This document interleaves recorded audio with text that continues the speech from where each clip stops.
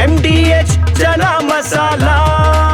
ಈಗ ಕಡಲೆ ಇರಲಿ, ಹಲಸಂಡೆ ಬೀಜ, ಕಪ್ಪು ಕಡಲೆ ಅಥವಾ ಬಿಳಿ ಕಡಲೆ, ಎಲ್ಲವೂ ಸ್ವಾದಿಷ್ಟವಾಗುತ್ತೆ. ದ್ವೇಷ ಮಾಡಿದ್ರೆ ಸ್ವಯಂ ಪ್ರೇರಿತ ಕೇಸ್. ಸಿಎಂ ಸಿದ್ದರಾಮಯ್ಯ ಎಚ್ಚರಿಕೆ. ಬೆಂಗಳೂರಿಗಾಗಿ 1 ಲಕ್ಷ ಕೋಟಿಯ ಯೋಜನೆಯ ಕನಸು ಬಿಚ್ಚಿಟ್ಟ ಡಿಕೆಶಿ. ಬೆಂಗಳೂರು ವಿಭಜನೆ ಕೆಂಪೇಗೌಡರಿಗೆ ಅಪಮಾನ ಎಂದ ಬಿಜೆಪಿ. ಎಲ್ಲ ಸುದ್ದಿಗಳನ್ನು ನೋಡೋಣ ರಾಜಕೀಯ ನ್ಯೂಸ್ ಟಾಪ್ 9. ಪ್ರಚೋದನೆ, ದ್ವೇಷ ಭಾಷಣ ಮಾಡಿದರೆ ಸ್ವಯಂ ಪ್ರೇರಿತ ಕೇಸ್ ದಾಖಲು ಮಾಡುವಂತೆ ಹೇಳಿದ್ದೇನೆ ಅಂತ ಮುಖ್ಯಮಂತ್ರಿ ಸಿದ್ದರಾಮಯ್ಯ ತಿಳಿಸಿದ್ದಾರೆ.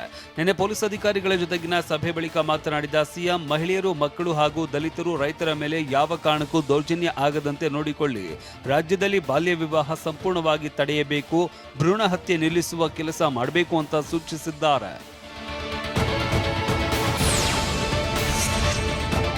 ಸೀನಿಯರ್ ಆಫೀಸರ್ಸ್ಗಳು ಪೊಲೀಸ್ ಇಲಾಖೆಗೆ ವಿಸಿಟ್ ಮಾಡಬೇಕು. ಯಾವಾಗ ಕೇಸ್ ಆಗಿದೆ, ಯಾವಾಗ ಚಾರ್ಜ್ ಶೀಟ್ ಹಾಕಿದ್ದಾರೆ, ಅದರಲ್ಲಿ ಕೊಲೆ, ರಾಬರಿ, ಮಹಿಳೆ ಮೇಲೆ ದೌರ್ಜನ್ಯ, ಮಕ್ಕಳ ಮೇಲೆ ದೌರ್ಜನ್ಯ ಎಷ್ಟು ಅಂತ ನೋಡಬೇಕು ಅಂತ ಗೃಹ ಸಚಿವ ಡಾಕ್ಟರ್ ಜಿ ಪರಮೇಶ್ವರ್ ಕಿವಿ ಮಾತು ಹೇಳಿದ್ದಾರೆ. ಕೆಂಪೇಗೌಡರ 516ನೇ ಜಯಂತಿ ಅಂಗವಾಗಿ ಬಿಬಿಎಂಪಿಯ ಗಾಜಿನ ಮನೆಯಲ್ಲಿ ನಿನ್ನೆ ಕಾರ್ಯಕ್ರಮ ನಡೆಯಿತು.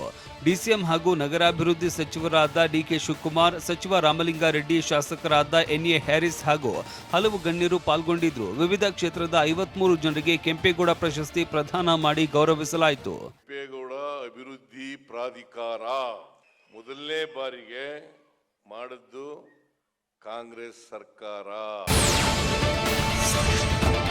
ಘನತ್ಯಾಜ್ಯ ನಿರ್ವಹಣೆಯಲ್ಲಿ ಬಹಳ ದೊಡ್ಡ ಮಾಫಿಯಾ ಇದೆ, ಇದರಲ್ಲಿ ಪಾರದರ್ಶಕತೆ ತರಬೇಕಾಗಿದೆ ಅಂತ ಡಿಸಿಎಂ ಡಿಕೆ ಶಿವಕುಮಾರ್ ಹೇಳಿದ್ದಾರೆ. ಕೆಂಪೇಗೌಡರ ಜಯಂತಿ ಕಾರ್ಯಕ್ರಮದಲ್ಲಿ ಮಾತನಾಡಿದ ಡಿಸಿಎಂ, 1 ಲಕ್ಷ ಕೋಟಿ ಯೋಜನೆ ಬೆಂಗಳೂರಿನಲ್ಲಿ ತೆಗೆದುಕೊಂಡಿದ್ದೇವೆ. ಟನಲ್, ರಸ್ತೆಗಳು ಸೇರಿ ಅಭಿವೃದ್ಧಿ ಕೆಲಸಕ್ಕೆ ಮುಂದಾಗಿದ್ದೇವೆ. 60,000 ಪ್ರೇಕ್ಷಕರ ಸಾಮರ್ಥ್ಯದ ಸ್ಟೇಡಿಯಂ ನಿರ್ಮಿಸುವುದಕ್ಕೆ ಪ್ಲಾನ್ ಇದೆ ಅಂತ ತಿಳಿಸಿದ್ದಾರೆ.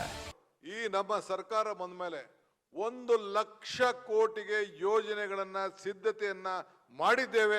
ನೆಕ್ಸ್ಟ್ 3-4 ವರ್ಷದಲ್ಲಿ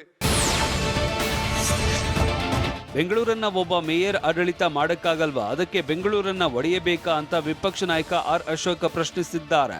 ಅರಮನೆ ಮೈದಾನದಲ್ಲಿ ನಿನ್ನೆ ನಡೆದ ಕೆಂಪೇಗೌಡ ಜಯಂತಿ ಸಮಾರಂಭದಲ್ಲಿ ಪಾಲ್ಗೊಂಡು ಮಾತನಾಡಿದ ಅವರು, ಬೆಂಗಳೂರು ಒಡೆದ್ರೆ ಕೆಂಪೇಗೌಡರಿಗೆ ಅವಮಾನಿಸಿದಂತೆ, ಬೆಂಗಳೂರು ಒಡೆದ್ರೆ ನಾವು ಮತ್ತೆ ಬಂದ್ರೆ ಒಂದು ಮಾಡ್ತೇವೆ ಅಂತ ತಿಳಿಸಿದ್ದಾರೆ. ಕೈ ಹಾಕಿದ್ರೆ ನೀವು ಕೆಂಪೇಗೌಡರಿಗೆ ಅವಮಾನ ಮಾಡ್ತಾ ಇದ್ದೀರಾ ಅಂತ ಅನ್ಸುತ್ತೆ. ಮಾಡಕ್ಕೆ ಬಿಡಬಾರ್ದು ನಾವು. ನಾನಿವತ್ತು ಹೇಳ್ತಾ ಇದ್ದೀನಿ, ಏನೇ ಆಗಲಿ ಮುಂದೊಂದು ದಿನ ಈ ಥರ ಆದರೆ ನಾವು ಮತ್ತೆ ಬಂದಾಗ ಈ ಬೆಂಗಳೂರನ್ನ ಒಂದು ಮಾಡ್ತೀವಿ.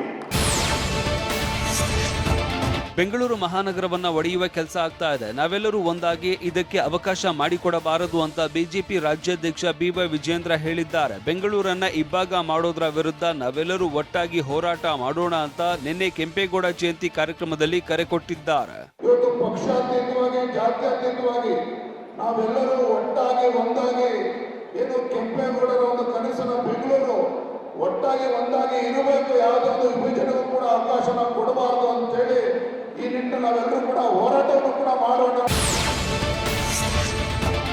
ರಾಜ್ಯ ಸರ್ಕಾರದ ವಿರುದ್ಧ ಜೆಡಿಎಸ್ ವರಿಷ್ಠ ದೇವೇಗೌಡರು ವಾಗ್ದಾಳಿ ನಡೆಸಿದ್ದಾರೆ. ರಾಯಚೂರು ಜಿಲ್ಲೆ ದೇವದುರ್ಗ ತಾಲೂಕಿನಲ್ಲಿ ನಿನ್ನೆ ಮಾತನಾಡಿದ ಗೌಡರು, ಬರೀ ಗ್ಯಾರಂಟಿ ಅನ್ಕೊಂಡು ಸರ್ಕಾರಿ ನೌಕರರಿಗೆ ಸಂಬಳ ಕೊಡಲಿಕ್ಕೆ ದುಡ್ಡಿಲ್ಲ ಅಂತ ದೇವೇಗೌಡರು ಹರಿಹಾಯ್ದಿದ್ದಾರೆ.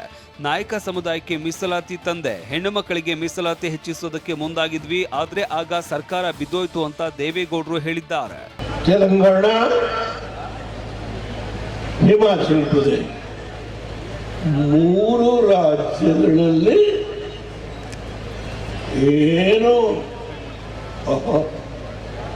ಮೆರಿತಾ ಆ ಕಾಂಗ್ರೆಸ್ 3 ರಾಜ್ಯ. ಬೆಂಗಳೂರಿನ ನಗರ ಪಾಲಿಕೆಯ ಗುಮಾಸ್ತಗಳಿಗೆ ಸಂಬಳ ಕೊಡಲು ದುಡ್ಡಿದೆ. ಗ್ಯಾರಂಟಿ 3-4 ಬರೀ ಗ್ಯಾರಂಟಿ. ಇವತ್ತು ಸಂಬಳ ಕೊಡಕ್ಕೆ ದುಡ್ಡು. ನಾನು ಹೇಳಲ್ಲ, ಅವರ ಪಕ್ಷದ ಶಾಸಕರು ಮಾವಿಗೆ ಬೆಂಬಲ ಬೆಲೆ ಘೋಷಣೆ ರಾಜಕೀಯ ನಾಯಕರ ಕ್ರೆಡಿಟ್ ವಾರ್ಗೆ ಕಾರಣವಾಗಿದೆ. ನಮ್ಮ ಸರ್ಕಾರ ಇದನ್ನ ಗಂಭೀರವಾಗಿ ಪರಿಗಣಿಸಿದ್ದು ಕೃಷಿ ಸಚಿವ ಚೆಲುವರಾಯಸ್ವಾಮಿ ಮುಖ್ಯಮಂತ್ರಿ ಸಿದ್ದರಾಮಯ್ಯ ಕೇಂದ್ರ ಸರ್ಕಾರಕ್ಕೆ ಪತ್ರ ಬರೆದು ಒತ್ತಾಯ ಮಾಡಿದ್ರು. ಹೀಗಾಗಿ ಕೇಂದ್ರ ಸರ್ಕಾರ ಎಂಎಸ್ಪಿ ಬೆಂಬಲ ಬೆಲೆ ಘೋಷಣೆ ಮಾಡಿದೆ ಅಂತ ಸಚಿವ ಎಂಸಿ ಸುಧಾಕರ್ ತಿಳಿಸಿದ್ದಾರೆ. ಕೇಂದ್ರ ಸರ್ಕಾರದಿಂದ ಜಾತಿ ಗಣತಿಗೆ ನಿರ್ಧಾರ ಹಿನ್ನೆಲೆ ಕೇಂದ್ರ ಸಚಿವ ಭೂಪೇಂದ್ರ ಯಾದವ್ ನಿನ್ನೆ ಬೆಂಗಳೂರಿಗೆ ಆಗಮಿಸಿದ್ದು ಇವತ್ತು ಬಿಜೆಪಿ ಸಂಸದರು ಶಾಸಕರ ಜೊತೆ ಸಭೆ ನಡೆಸಲಿದ್ದಾರೆ. ಕೇಂದ್ರದ ಜಾತಿ ಗಣತಿ ಸಮೀಕ್ಷೆ ಕುರಿತಂತೆ ಚರ್ಚೆ ನಡೆಸಲಿದ್ದಾರೆ. ಭಾರತೀಯ ವಿದ್ಯಾಭವನದಲ್ಲಿ ಸುದ್ದಿಗೋಷ್ಠಿ ನಡೆಯಲಿದೆ. ವಾಹ್, ಯಾಕೆ ಈಗ ಬಂತ ಸ್ವಾದ? ಖಂಡಿತ ಈಗ ಬಂತು ಅಸಲಿ ಸ್ವಾದ. MDH chunky chaat masala life ಅಲ್ಲಿ ಅಸಲಿ ಸ್ವಾದ ತರುತ್ತೆ. ಅಸಲಿ ಮಸಾಲ, ಎಸ್ ಎಸ್ MDH